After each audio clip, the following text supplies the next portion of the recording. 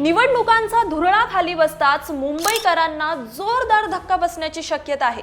कारण आता थेट तुमच्या खिशावरच परिणाम करणारा निर्णय मुंबई महापालिका घेण्याच्या तयारीत आहे। गेल्या काही वर्षांपासून निवडणुकांमुळे थांबलेली पाणीपट्टी वाढीची फाईल पुन्हा एकदा बाहेर काढण्यात आली आहे।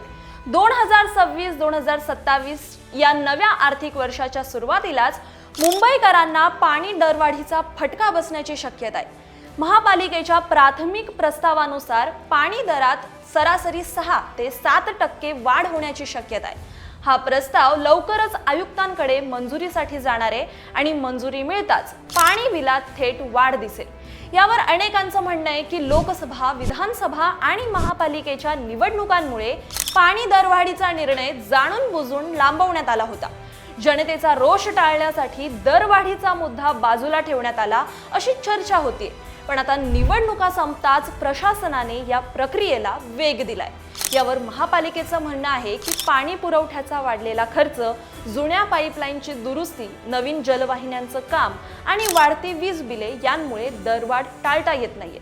पण तसं पाहिलं गेलं तर आधीच महागाई, घर भाडं आणि रोजच्या खर्चाने हैराण झालेल्या मुंबईकरांसाठी ही पाणी दरवाढ खिशाला चांगलाच फटका बसणारी आहे। तुम्हाला काय वाटतं BMCच्या या निर्णयाबद्दल? कमेंटमध्ये आम्हाला नक्की सांगा।